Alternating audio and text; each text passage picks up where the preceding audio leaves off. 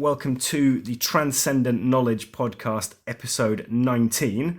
And this week we are going to continue our discussion further about James Kent's, his whole podcasting project, his whole psychedelic career, but with a particular focus on these recent set of 10 podcasts that he calls the final 10, which are basically the end. They spell the end of his whole involvement with pop psychedelia and psychedelic thinking in general. It's like a summary of his whole psychedelic career. So we've been doing that for the last couple of recordings, and we've worked our way up to most of the way through episode 3 of his final 10 podcast series. And we're going to continue with that. But just to start with, I wanted to briefly recap on what you and I have discovered and the general shape of our consensus about what we're hearing from James Kent so far.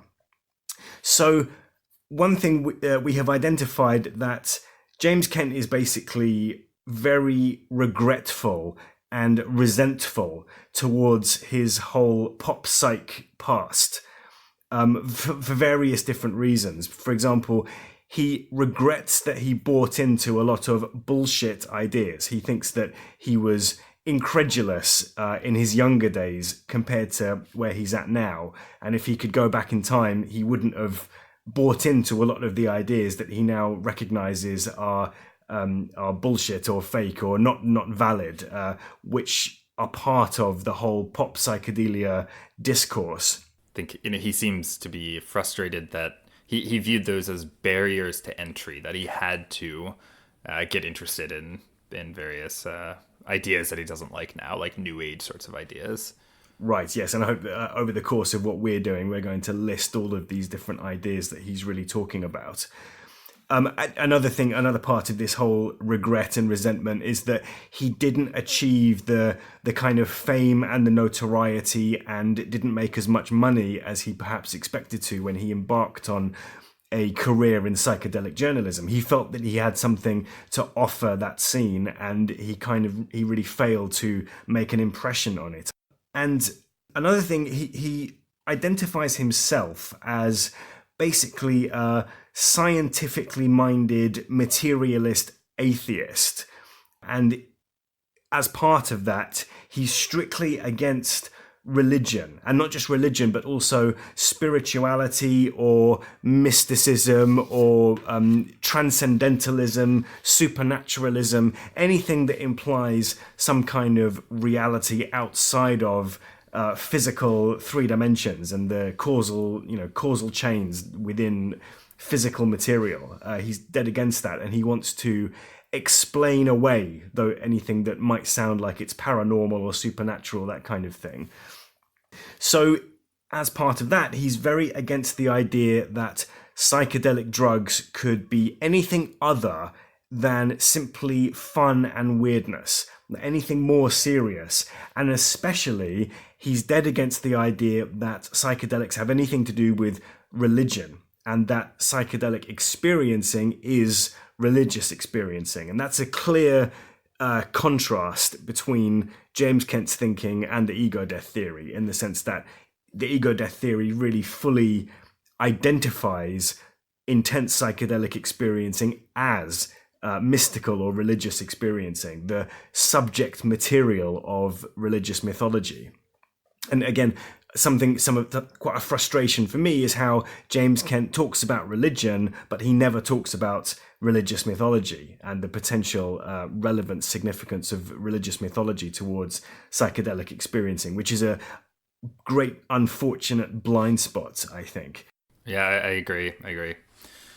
He also doesn't really define what he means when he talks about religion very clearly. It's kind of like assuming that we all share the same understanding of what that is as he does.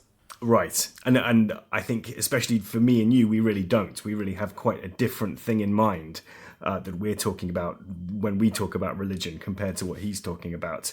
And I think in that regard, he commits basically the same fallacy that you and I would accuse pop psychedelia of committing, which is to identify religion and religious experience too much as being the kind of blissful, happy, pleasant aspect of psychedelic experiencing. That's something that we covered in some detail in the last episode. He's absolutely committed to what Michael Hofmann has named the unpleasant equals unmystical fallacy, that an unpleasant experience cannot possibly be a true religious experience just because it's not pleasant, which is, again, a very big blind spot, which both he and pop psychedelia both very much commit. Mm-hmm. Absolutely. And I think one thing that's really interested me in this project of looking into James Kent's ideas is the way that he also, like, looking at the shape of how he essentially accuses a lot of pop psychedelia of ignoring that. I mean, it's what he calls the dark side of psychedelia. That they are ignoring unpleasant experiences. I think we might share a similar, not that we would call them unpleasant necessarily, but from our perspective, we have a similar sort of critique that pop psychedelia is not really looking at the kind of ego death, loss of control, problematization of personal control power, and transformation of world model. Kent seems to me to be critiquing the same sort of thing in totally different language, though. he's frustrated that the movement, so to speak, the community doesn't talk about the dark side, what he calls the dark side. But in his mind, he wants to get away from the dark side, as you said earlier. He wants psychedelics to be just fun, maybe a little weird, but mostly something that's people do for entertainment. Yes. So both he and Pop Psyche, in their own different ways, they're looking away from the bad trip experience, control loss, panic attack, which the ego death theory is squarely focused on. So for pop psychedelia, it's a legitimacy issue. They don't want to acknowledge that psychedelics can be quote unquote dangerous in the psychotic sense of what danger means. That you might go psychotic and lose control. That's an uncomfortable reality for pop psychedelia. Mm-hmm. But James Kent's attitude is different. He's saying that, look, putting the bad trip experience front and center, that he's actually using it as a delegitimization strategy, but he's also ignoring the religious and mystical potential of that experience that he's talking about. So both pop psychedelia and James Kent are falling short of the ego death theory in this one specific regard, the way that they treat the control loss, panic attack experience. In general, the way that his whole podcasting project is framed is as a kind of warning to the youth, a warning to the next generation of pop psychedelia people, fans and thinkers, writers, that kind of thing. He doesn't want them to make the same mistake that he does. And actually, this is something that I've noticed more recently, is the way that he set himself up as a kind of historian, because he's actually not talking very much about the current generation of pop psychedelic thinking. So, for example, I don't think he ever mentions names like Robin Carhartt Harris, who's like right at the cutting edge forefront of the modern pop psychedelia thing. He's actually talking about something that was going on a whole generation before that. He's really talking about what was going on in the 90s. Interesting. Long before Robin Carhartt Harris. So in that way, he's kind of like a historian of pop psychedelia. He's because that was the time when he was in his youth and coming up through the whole pop psychedelic culture. Yeah, that's a great point. I hadn't noticed that. It is very focused on his own time of coming up into that culture, mid-90s, early 90s. And that contrasts him with you and I, because we are completely focused on what's going on right now with pop psychedelia. Although I think it's an interesting revelation that comes through James Kent is that really not that much has changed between the 90s and now, that pop psychedelia was pretty much saying the same set of things back then as they are now. So in that sense, that's a useful application of James Kent's thinking, is that he can teach us something about what was going on before you and I knew about the whole psychedelic thing, because he's older than us. But he is basically warning the youth to not take psychedelic drugs too seriously. He's saying, look, it's fine to see them as weirdness and recreation. It's fine to take drugs and go partying, but whatever you do, don't take it any more seriously than that. Don't start thinking that psychedelics are going to heal the world or heal you, and don't think that psychedelics have got anything to do with the history of religion, or that there was any significant tradition of psychedelic drug use prior to the 1960s. So he's very much anti-history of psychedelic use in that regard. He's happy to admit some history and some tradition of psychedelic drugs, where he specifically points out that it's kind of like a primitive setting. But he says he's got quite a detailed anthropological style theory that cultures inevitably abandon visionary ritual / psychedelic drug use as they evolve and mature into modern style, Western style consumerist cultures. So that pretty much sums up what we have discovered so far about James Kent. And at the end of the last recording, we were just coming up towards the last part of James Kent's episode 3 of his Final 10 podcast series. And we had thoroughly detailed the way in episode 3 that he's very aggressive, attacking, smearing style attitude towards Albert Hofmann. First of all, for creating LSD, which is the drug that changed his life and initiated his career in psychedelic journalism, but also changed the lives of millions of people, changed the thought processes of millions of people, and played a great role in the 20th, 21st century movement to start to associate psychedelic drugs with religion. He's very much against that. He's saying that Albert Hofmann only ever associated psychedelic drugs with the religion to cover up his own shame at how he had created a drug for hippie dropouts. So completely slanderous. That's quite a strong word to use, but I think it's justified. He adopts a slanderous attitude towards Albert Hofmann in episode 3. But then following that, so I just wanted to pick up from the end of his assessment of Albert Hofmann's career. He talks about Albert Hofmann's personal cognitive phenomenological model of psychedelic experiencing, which Hofmann himself referred to as the sender-receiver model.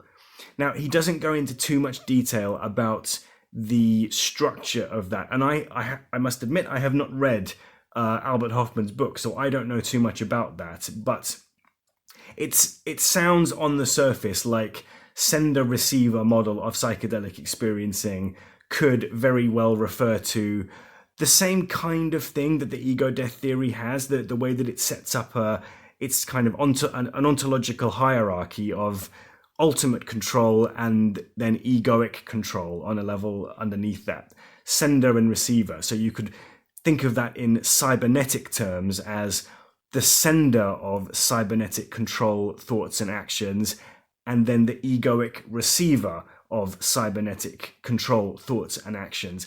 And that's very much in the spirit of the ego death theory, if you put the cybernetic interpretation onto it, which I don't think Albert Hofmann particularly did himself, but that whole idea of sender-receiver very readily lends itself to being understood that way, because it's all part of the very basic overall shape of the ego death theory, which is to say it's a two-level theory. It specifies two levels, either God and ego, or transpersonal control and egoic control, or eternalism and possibilism. There's a million different ways to characterize what the two levels are, but just simply the fact that there are two levels is reflected by this concept of sender and receiver that Albert Hofmann is talking about. That I'm paraphrasing, where perhaps I'm not really justified to, but I guess Albert Hofmann is saying that in the LSD trip, the sender-receiver shape of the mind is revealed, something like that. Yeah, that psychedelics allow for a more better connection between the two, or a change in how they, in the relationship between the two, is I think how Hofmann puts it. Right.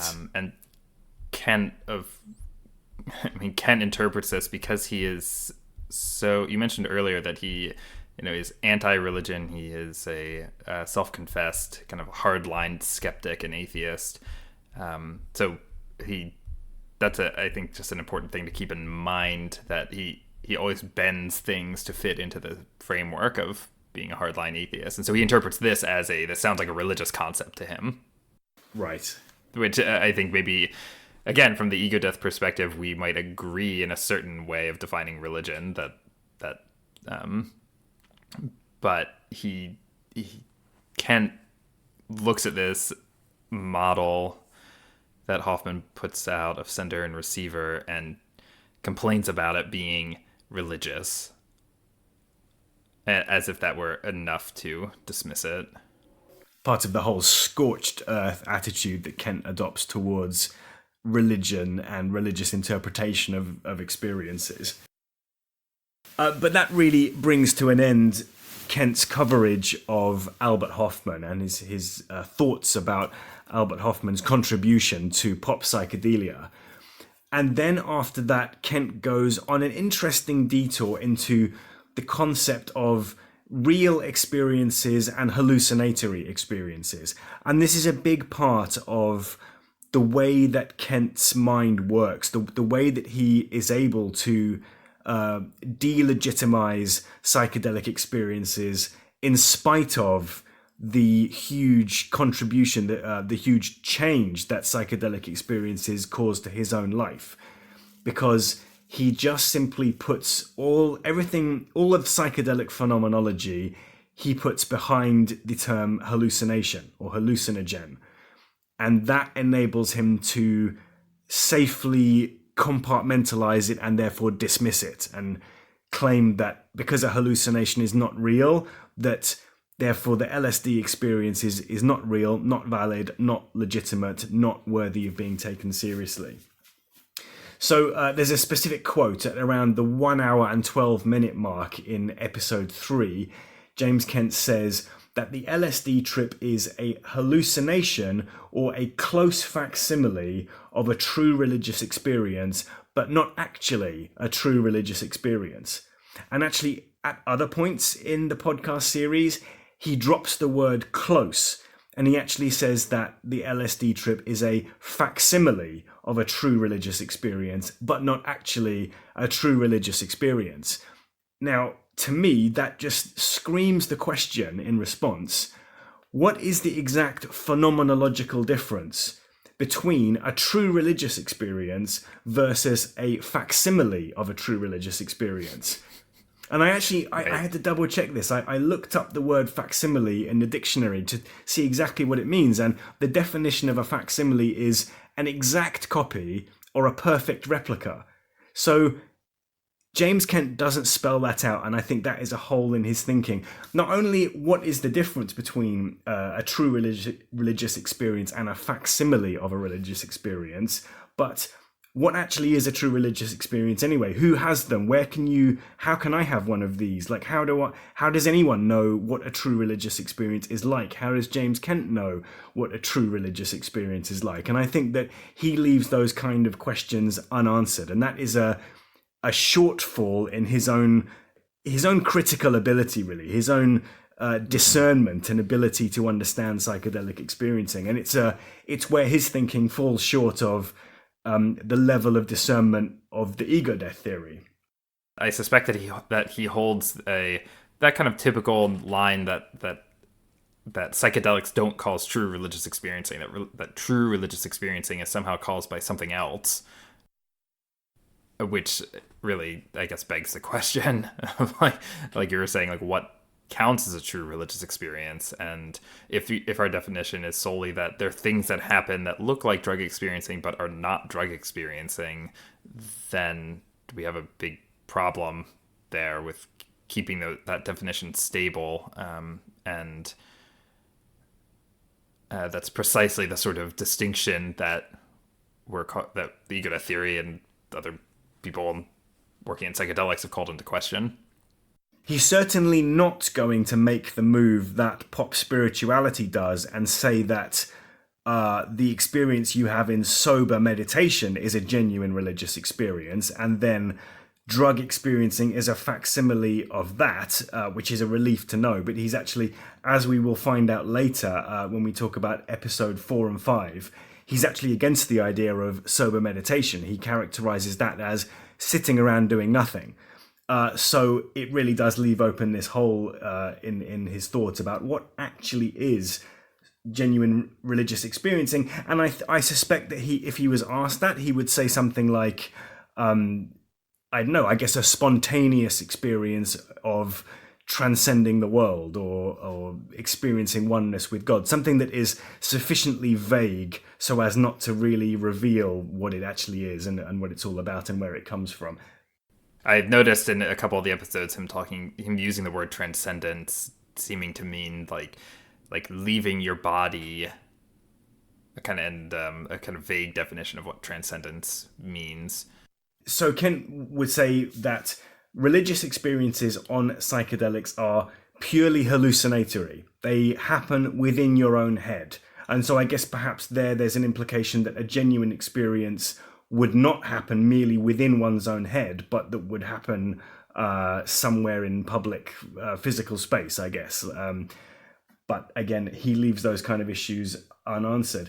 There was an interesting quote at 1 hour 16 into episode 3. He says that this whole project of equating psychedelic experiencing with religious experiencing is, and I quote, an extremely desperate attempt by European intellectualism, personified by Albert Hofmann, to place a high value on this experience, which I see mostly as an extreme aberration or distortion of human consciousness.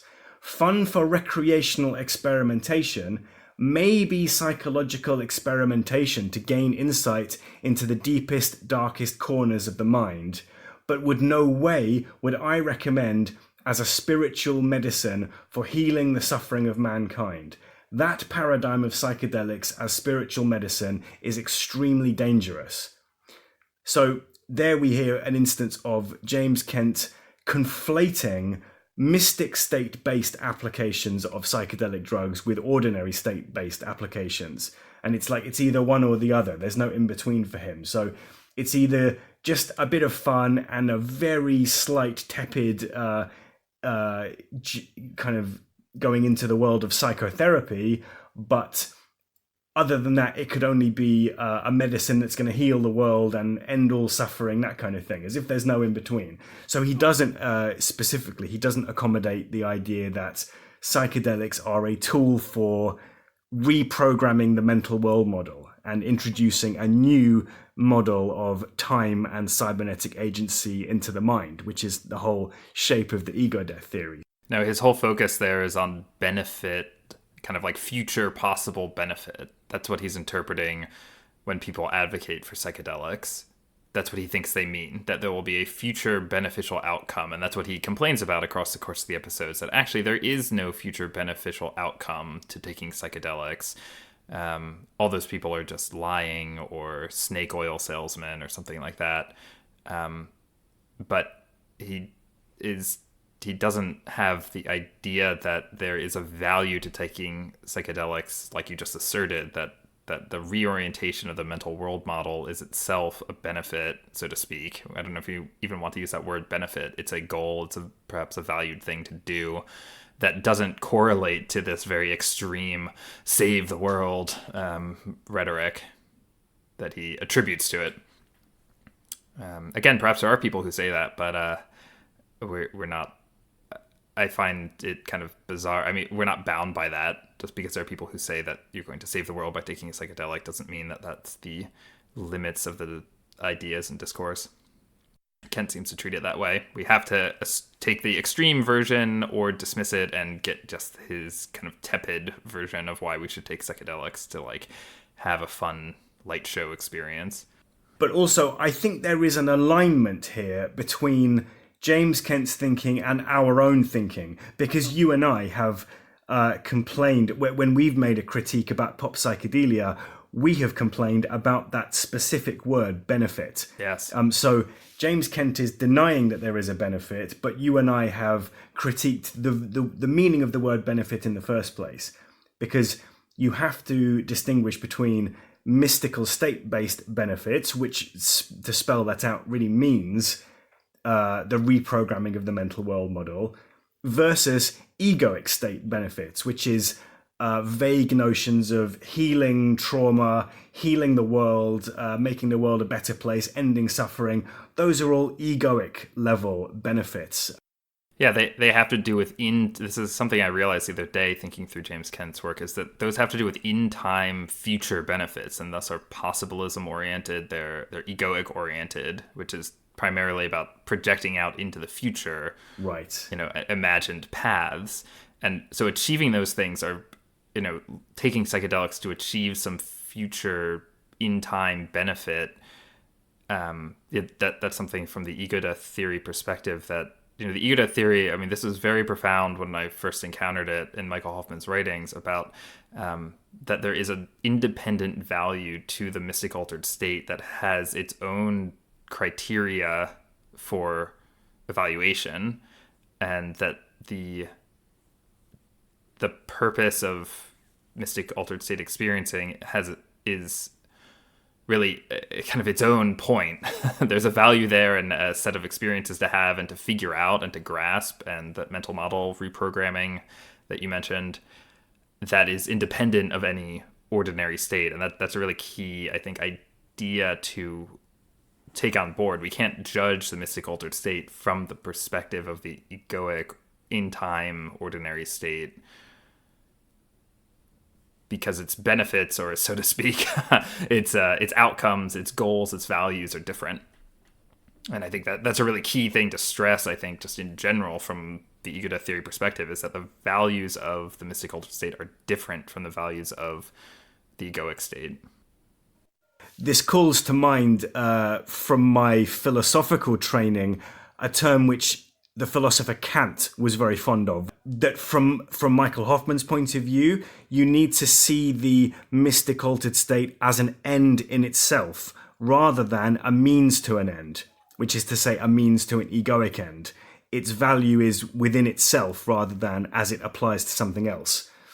And just to finish off the coverage of episode 3, some quotations that stood out was, he refers to psychedelic intoxication as pretty depraved and also filled with delusion, which I think really kind of summarizes the vitriol, the kind of anger and the intensity of the negative emotion that he feels towards psychedelia as a whole is kind of contained in those expressions. To call tripping pretty depraved and filled with delusion just really stood out to me.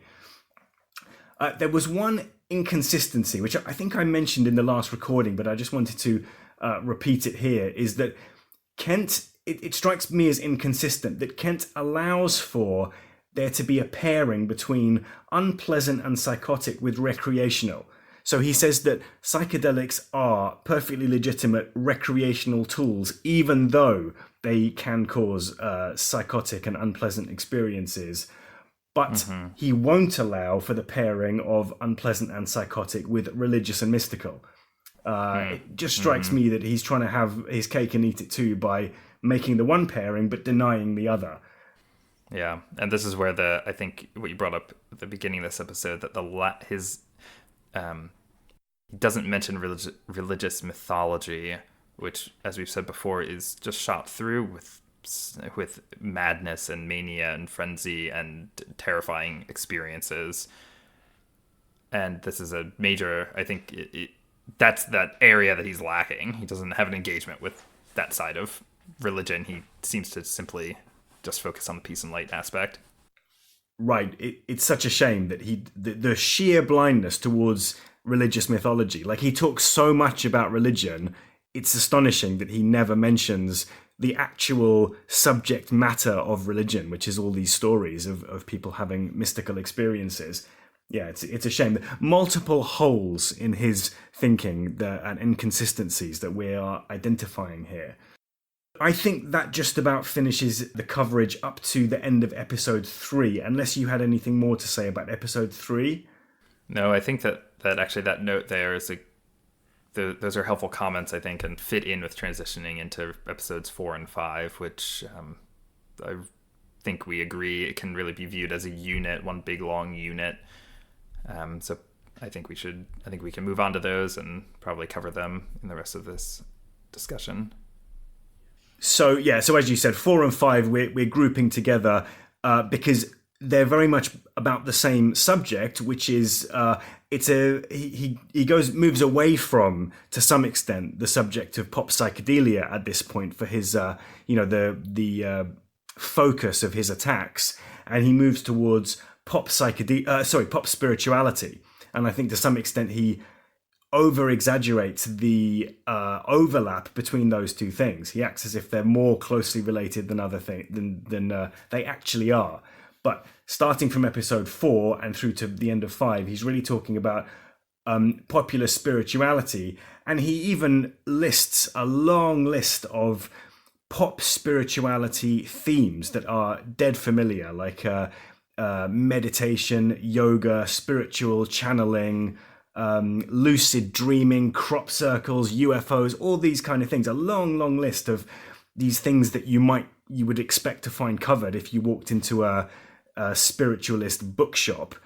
And then he actually has the sneakiness to include psychedelic drugs in the middle of this very long list, as if psychedelic drugs are merely one more aspect among the hundreds of different things that pop spiritualists talk about, without mentioning the fact that actually the truth is that sure, you could consider psychedelic drugs to be just another aspect of pop spirituality, but you have to acknowledge that they stick out like a sore thumb if you do that, and they're not just one. They have a very different set of politics, political considerations attached to them than any of the other elements of pop spirituality. So that was kind of annoying how he kind of sneaks them in like that. Yeah, it's true, because we tend to separate out. I mean, we almost tend to view a lot of the pop spirituality as a stand-in for psychedelics. And so to see them lumped together, is very odd. I also found it odd. There's a lumping in there as well of things that, from my perspective, studying a lot of the history of different forms of Western religion and philosophy and theology and esotericism. It was odd to see him link in things there as if something like ancient Gnosticism, so to speak, was the same thing as a modern interest in UFOs. As if you can just lump those together, or I don't know, Christian mysticism could be lumped together with lucid dreaming, as if those are the same thing and have no difference between them, or their own histories and traditions and varying interpretations. So it's a massive list that it was a struggle to figure out why he associates all these things together as if they are all the same. Right, I tend to think of that as, like I said, if you walked into a spiritualist bookshop, you'd probably find books that cover most of those subjects on there. It's the cluster of basically largely unrelated topics, which are nonetheless somehow included all under this broad banner of modern spirituality. But I think what you pointed to there was also a failure to recognize the difference in cultural epochs. Like, when you talk about modern spirituality, you're talking about spirituality that takes place in the context of drug prohibition. Whereas when you're talking about Christian mysticism and Gnosticism, you're talking about spirituality from a time before drug prohibition. And James Kent fails to recognize that. Kent seems to be very committed to this kind of capital E Enlightenment thinking, European Enlightenment thinking that is very science-oriented and ordinary state-oriented, and something that has really changed culture or changed our interpretation of a lot of these spirituality traditions. And I think he's coming from that background to attack those spiritual traditions. He does this thing that we've just identified of simply trying to unproblematically lump together psychedelic drugs with all these other New Age topics. He fails to recognize something which is such a key point in the ego death theory, which you briefly mentioned it there, about how how all of these pop spiritualist things like yoga, meditation, that kind of thing are placebo or ineffective substitutes for taking drugs. And he completely misses that idea that in the age of prohibition, people have to start thinking of substitute ways to get their spiritual fulfillment. So they turn to these placebo substitutes that they can at least do legally and respectfully, like yoga and meditating. So he completely misses that, which again sets him apart from the ego death theory. That there's a whole area of kind of modern politics that is revealed by contemplation of the ego death theory about exactly why people ever started meditating sober to try to reach enlightenment or whatever it is they're trying to reach by doing that. Whereas in Michael Hofmann's writing, he's very clearly spelled out that nobody ever meditated sober before 1967, and how that whole thing was a response to the illegalization of psychedelics in the end of the 1960s. James Kent is apparently unaware of that whole dynamic, and his understanding of pop psychedelia and pop spirituality apparently seems to start at the beginning of the 90s, and he really doesn't really go much further back than that in terms of a critical analysis of what was going on in the society. So that's a shame. That's another shortfall in his thinking. So then Kent really comes out and describes his own personal metaphysical model of the world. And again, like I said earlier in recapping the previous episodes, he's keen to stress that he's a scientific materialist and an atheist, and that his theory of mind is purely materialist. So in other words, he doesn't believe in consciousness as a reality separate from simply the neurophysics of the brain, which is a style of thinking that leads to the sort of explanatory accounts that we saw with Robin Carhartt Harris. Excuse me. And actually, it's worth noting that James Kent's book, which was called Psychedelic Information Theory, which we've commented about, he doesn't really go into any detail about now where he considers that book to be in the whole narrative of pop psychedelic discourse. But he basically himself tried to have an earlier stab at that same explanatory project that Robin Carhartt Harris then, more than 10 years later, picked up and did himself, and did very successfully with a lot of mass media backing and a lot of coverage in media outlets, which is to try to create a materialist account of psychedelic experiencing, or at least to being a skeptic, an ego death theory based skeptic. I would say that Carhartt Harris and Kent's project is not so much to actually come up with a materialist theory and explanation of psychedelic experiencing, but rather to sufficiently convince other people that you have done that. And I think that Kent failed it in the sense that his book Psychedelic Information Theory didn't create much ripples in the water. It really didn't have much of an impact on pop psychedelia. Whereas nowadays, everybody in pop psychedelia is talking about the default mode network and these various rhetorical strategies and theories that Robin Carhartt Harris came up with to create his account for his recent paper. And we've talked about that in earlier episodes that we did a few years ago.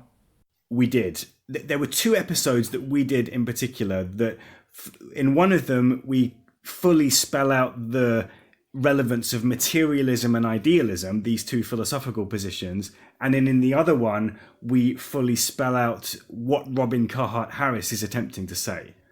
And so as a brief summary, I mean, would you say that the problem there is that Robin Carhart Harris and James Kent are using essentially just neuroscience and biology to try to explain something? Like Carhart Harris has come up with a number of terms to try to link neuroscience analysis of what's happening in the brain during a psychedelic trip to kind of the reported subjective experiencing of a person describing their experiences on psychedelics. Yeah, that's exactly it, yes. I mean, if anyone listening to this is interested in this topic in particular, I would highly recommend actually checking out, I think it was episodes 5 and 6 of the podcast. It might have been 6 and 7 where we covered those issues. But that was absolutely what the project is. It's to say that psychedelic phenomenology is purely and fully explainable in terms of and reducible to, which is to say explanatorily reducible to, physical phenomena. So what Robin Carhart Harris said was, you take LSD and then under an MRI scanner, you can see the default mode network reducing in its strength. And obviously there's an obvious, for me and you, very obvious relation between the concept of default mode network, or just the term default mode, and the egoic possibilism ordinary state of consciousness. It sounds like he's saying when you take LSD, you enter into an altered state of consciousness because your default mode network is reducing in its blood flow or its energy, or however he words it. But that's basically it. It's mapping phenomena to neuroscience.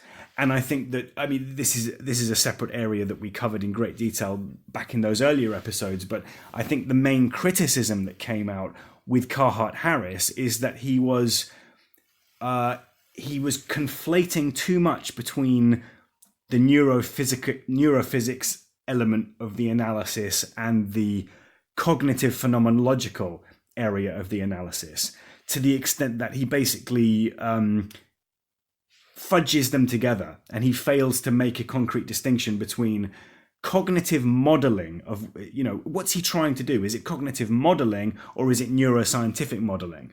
And I think when he talks about default mode network, he's really talking about cognitive modeling, but he's making it sound as if he's convincing the pop psych crowd that actually what he's doing is neurophysics based. But that's an older subject. That's not the thing that James Kent does. I don't think you could level that same criticism at James Kent. I think that, so what James Kent would do, it's been a long time since I've really looked in detail at that book, Psychedelic Information Theory. I think I read it maybe 10 years ago. But James Kent's coverage of the same idea, materialist reduction of psychedelic phenomenology is, you're having these strange visual effects of walls breathing and surfaces moving around, that kind of thing, because there's something going on in your optic nerve. The psychedelic drugs are affecting your optic architecture to make that happen. So actually pretty simple-minded when it comes to it. And another thing in James Kent's case is that he wasn't actually basing it on physical experimentation, which Carhart Harris was, or purportedly was. Carhart Harris actually put real human beings into MRI scanners when they were on fairly small doses of LSD. But all that Kent was doing, as far as I can tell, was open-ended speculation with an air of kind of condescending, I know better because I'm a materialist kind of thing, but without an experimental backing to it. So even less real legitimacy and even less explanatory value than Carhart Harris was doing, it has to be said. But that's all part of this overall picture of James Kent as a strict materialist. And he, it comes across very clearly in these episodes 4 and 5 that Kent considers himself to be intellectually superior to the rest of the pop psychedelia crowd simply because he is a materialist while everybody else is a confused idealist. Yes, there was he in his critique here of all these new age things, I have a quote here. I think he says that his main complaint is that people ascribe external agency to things that don't have external agency. I was picking up on the end of episode 3 where he says all these things are just happening in the head. And so his complaint then is that he views people like Terence McKenna discussing elves, that McKenna is ascribing external agency to things that don't have external agency, which is really an obsession with what is the nature of reality, what counts as being in reality, and what's pure fantasy or hallucination. Right. And it struck me while listening to these that Ken is obsessed with that very literalist idea of like what counts as, what is the nature of reality, and that struck me as something that I've typically encountered again in these kind of the atheist framing of debates, all kind of online atheist communities framing of the debates between atheism and religion, that science and atheists say that reality is one thing, whereas religion, all those texts in religion are claiming that reality is something else, and that there is a real that there's real spirits out there. And Kant, as a hardline materialist, says, no, of course, all that's nonsense. There are no real spirits out there. There's nothing but matter. Denial of supernaturalism, in other words. Yes. Yep. And I thought there was a very revealing quote in episode 4. At an hour and 22 minutes, there's a perfect encapsulation of his obsession with right belief. And he says that he's concerned that his people he's criticizing, the New Age people, religionists, spiritualists, they earnestly believe the things they are saying. He even repeats, he says, I believe that they believe the things they are saying. And I thought that was a really telling encapsulation of this obsession he has with the epistemology of correct belief. You have to believe that materialist science is the answer, and you cannot believe that there are spirits. That's the whole framing that he's obsessed with. I'm not really particularly interested in that framing at all, but it's something that I've noticed is structuring his take on these episodes. And I had the idea while listening to this, it occurred to me that there's a problem of interpretation on his part, that he lacks the analogy interpretation that we're very familiar with from ego-death theorizing. And so when he encounters somebody making a claim about spirits or telepathy or whatever, or any sort of religious material, he interprets that as being a statement about the nature of reality, that things materially exist, like spirits materially exist. And so he reduces it down to that question. And what he lacks is he doesn't have a metaphorical or analogical interpretation of what people are saying. There's a problem of interpretation on his part. So he interprets everything people say literally. Yes. He interprets religion literally, and then doesn't religious statements, and he doesn't, as we said, he doesn't even discuss mythology, but he interprets statements literally when, as a ego-death mystic, we could say that things are not literal. We could say, yes, I am walking on water or something like that. Of course, what we mean by that is in the altered state, I'm walking on the moving perceptual distortion, I'm walking on water. Whereas Kant would say that statement means that you are literally walking on physical water, which everyone knows is impossible, so therefore you are spreading disinformation and deceiving people. So in a way, you could say that he is aligned with the ego-death theory because he actually rejects literal interpretation of religion. He does reject it, but he is limited to it. He only interprets it literally and then rejects it.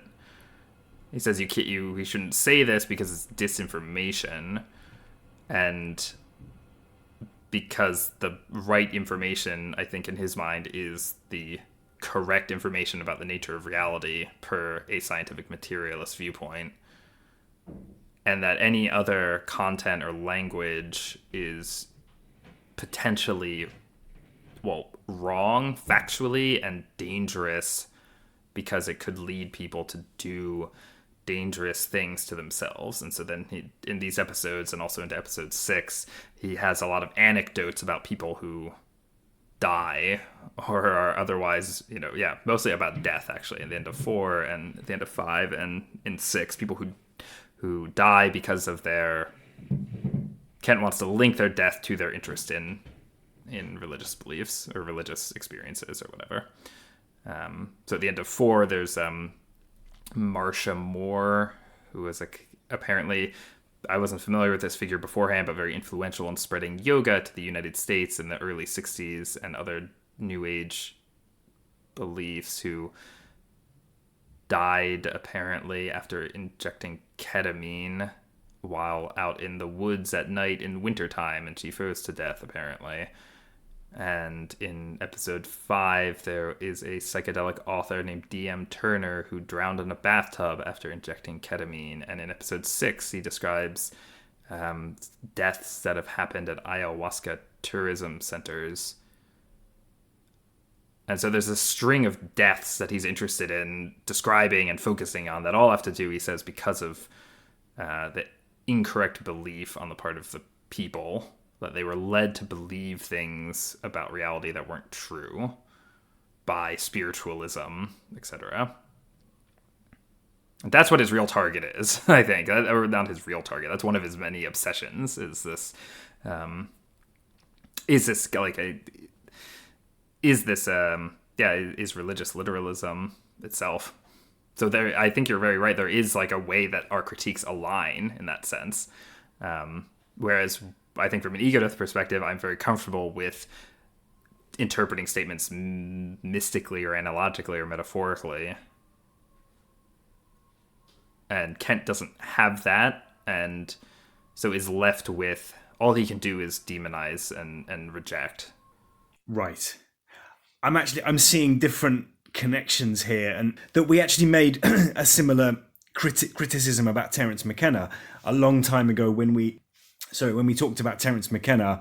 We said about how McKenna used to employ all of these concepts like stoned apes, where apes would take mushrooms and then become higher thinking, it would evolve their consciousness, evolve their thinking. And that in 2012, there was going to be this event that caused the ultimate end of the whole world and world conflagration. And the critique was, Terence McKenna seemed to be over-literalizing those concepts and not recognizing that there could be a perfectly good metaphorical psychedelic phenomenology interpretation.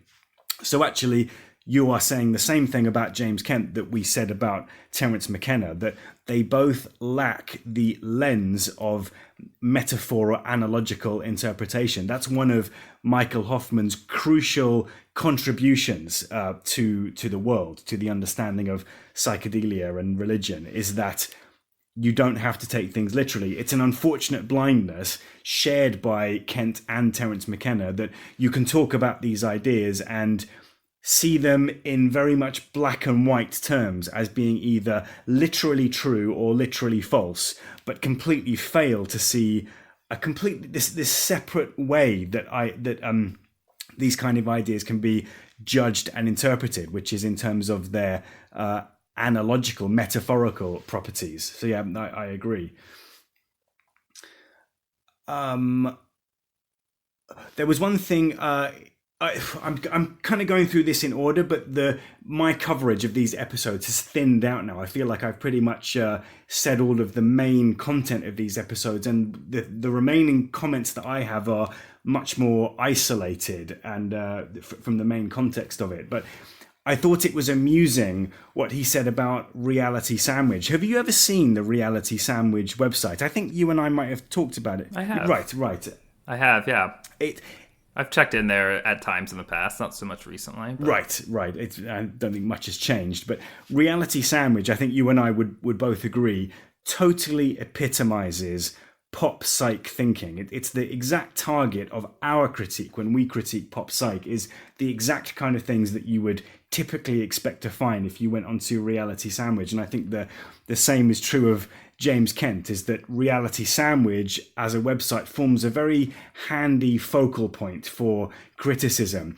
And he quite amusingly, towards the end of episode 4, he refers to Reality Sandwich. He said it should be renamed the Invisible Carrot blog, because it promises all these invisible carrots. He starts using this term of an invisible carrot to talk about the kind of things that pop psych crowd is promised from psychedelic drugs, like world healing and access to oneness with God, and all these different things that are popular promises of what you might expect to get out of psychedelic drugs. But according to James Kent, they're all just invisible carrots. And I thought that was funny, that Reality Sandwich should be renamed the Invisible Carrot blog. And then another thing I noticed from episode 4 is, and I mentioned this earlier, but he criticizes sober meditation, which is, again, an alignment. I think it's very important in what you and I are doing to, at the same time as we're critiquing him and pointing out where we feel he goes wrong and where we feel his thinking is short of the ego death theory, there's also some crucial points where he shares the same perspective towards, in this case, popular psychedelia, popular spirituality that we do. He criticizes sober meditation and characterizes it as simply sitting doing nothing. And I think you and I would perfectly agree with that. It's when you don't have psychedelic drugs, you spend years and years sitting around doing nothing, expecting that at some point you're going to have the outcome that you would get if you just took a tab of acid. And I was glad to see that. I think James Kent is largely on board with that. He's not so deluded that he will conflate the kind of things that happen in sober meditation with the kind of things that happen on a tab of acid. Yeah, and it's at least worth framing meditation that way because of its sober meditation, because of its current cultural dominance. That whatever benefits anyone might claim they get from it, or whatever effects people claim they might get from it, it in no way compares to the effect of, as you said, taking a tab of acid. If there is an effect from meditation, it's an effect that is based in the ordinary state of consciousness and very much not in the intense loosened state of consciousness that comes about perfectly naturally and readily via drug taking. So he doesn't commit that kind of that fallacy, basically, of inflating the potential of sober meditation. He doesn't fall into that pop spiritualist trap, the same as you and I are very critical towards that. There's some mention, it was actually very interesting to me that in episode 5, he does mention 4D space-time, but unfortunately, he completely misses the relevance of 4D space-time to free will and loss of control and world model reprogramming and psychedelic experiencing. And instead, he simply uses the concept of 4D space-time as a way to attack New Age pop spiritualist woo-woo with the kind of thing that Deepak Chopra, is quite a prominent figurehead for that style of thinking. So he simply says that 4D spacetime was a very valid, very useful, very interesting idea that came out of the materialist physical sciences, but then it was co-opted by New Agers trying to legitimize their woo-woo thinking. The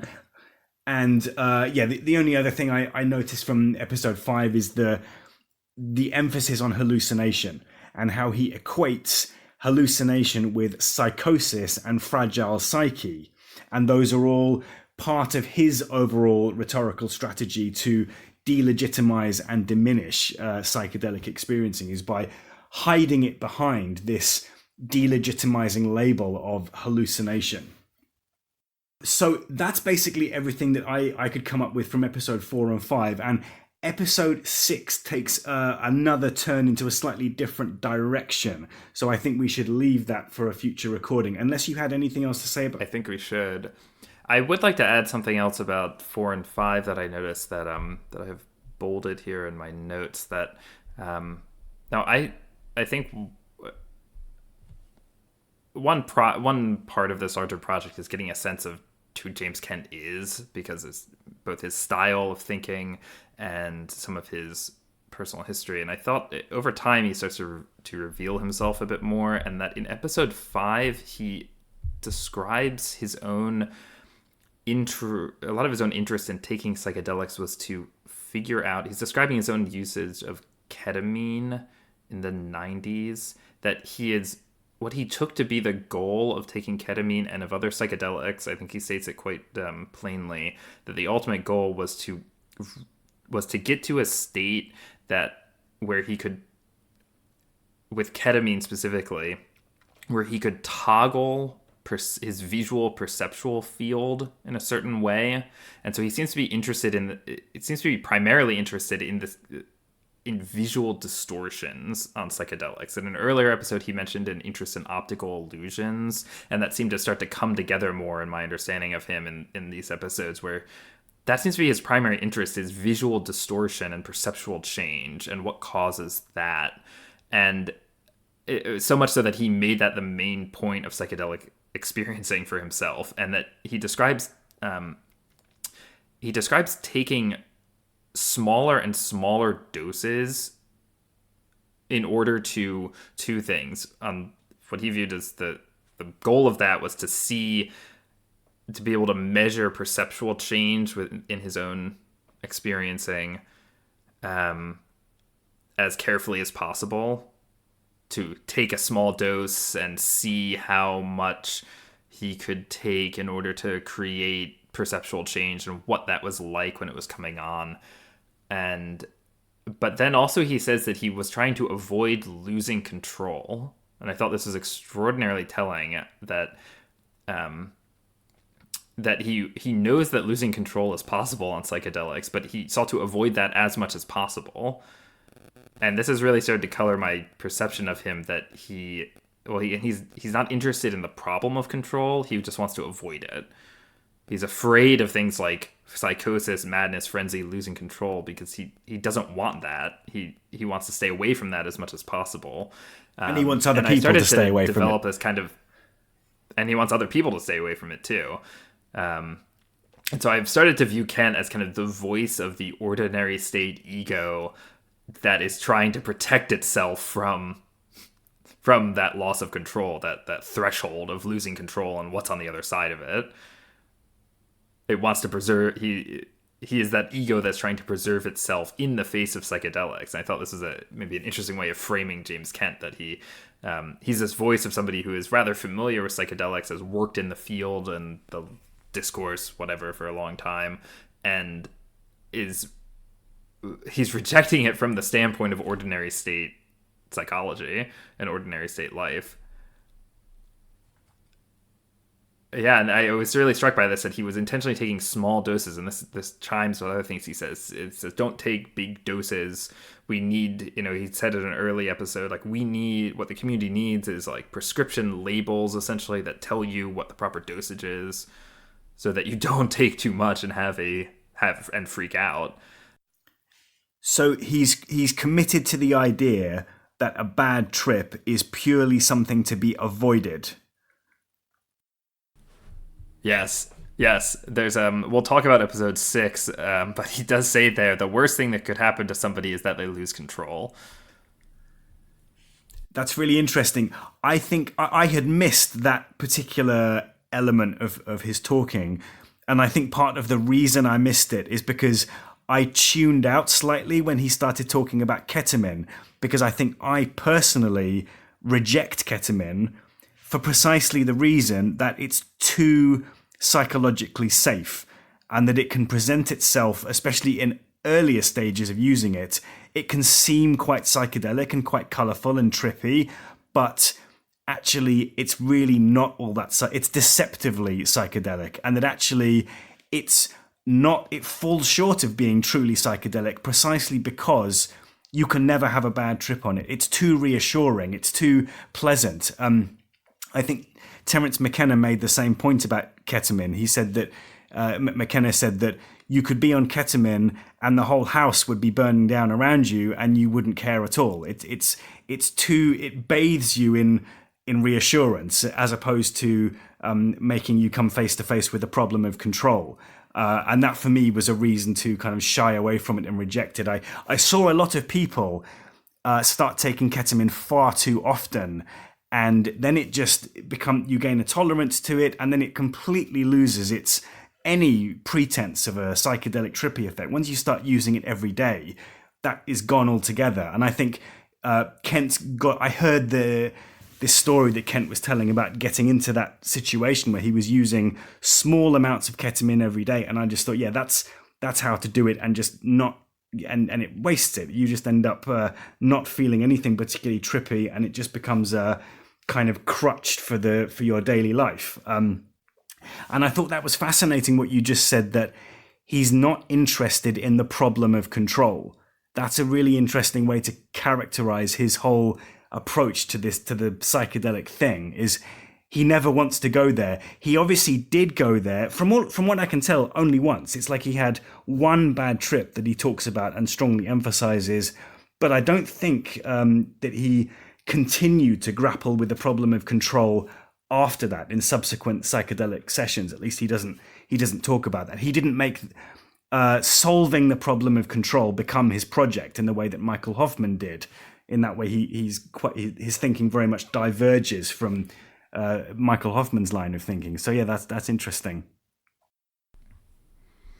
Yeah, maybe another way of putting it is that the problem of control is it's like this big dark zone in his thinking that he turns away from.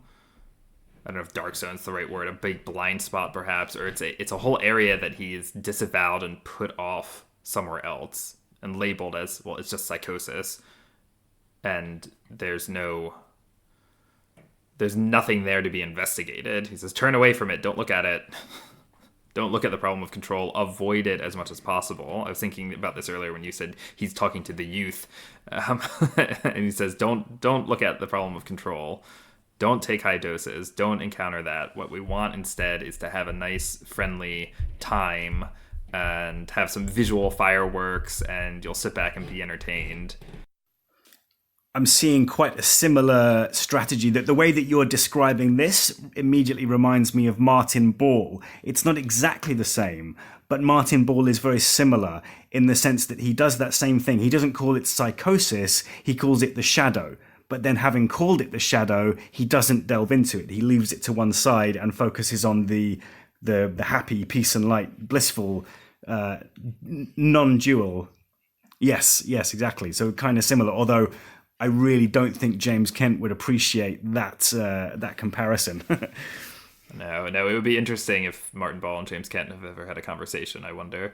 I've not looked into it, but and then I think my final thought is that I got into this, my comment earlier about James Kent not looking at the analogy potential of what he was saying. I got into this kind of mode of thinking while listening to his podcast, and it did strike me that at the end of episode 4, he's talking about Marcia Moore, who died. Her remains were found in a tree, and he pretty much ends episode 4 on he's constantly telling these stories of death and panic about people.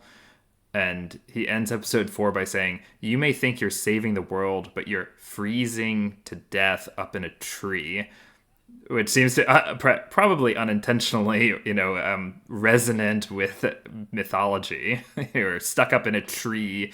The king in the tree who's stuck there is of course, frequent theme in world mythology. Jesus nailed to the cross, King Pentheus and the Dionysus mythology, stuck up in a tree, the tree being the possibilism model, and you freeze, you're stuck, you're frozen to death up in the tree. So it made me wonder for half a minute if Kent is pulling our leg a little bit. If maybe he is more attuned to analogy than he lets on, or if this just happens to be the bizarre coincidences of life that this person happened to die up in a tree while high on ketamine. I don't know. It almost sounds like wishful thinking on your part to expect that he would understand that, but it's a fascinating, it screams metaphor. The idea of being frozen in a tree. For me and you, that's just so obvious, but I don't know about James Kent. No, but I think it led me on to some of these ideas about where that's what he is most afraid of. That's what he's most speaking out against, is that the consequences of taking these things literally leads to people dying. Right. That's what he's trying to really, and this I think is just a preview. We'll discuss this when we do episode 6. It gives his whole project a very sensationalist edge to it. People are dying from this, and this is the problem for the community. Everyone's dying.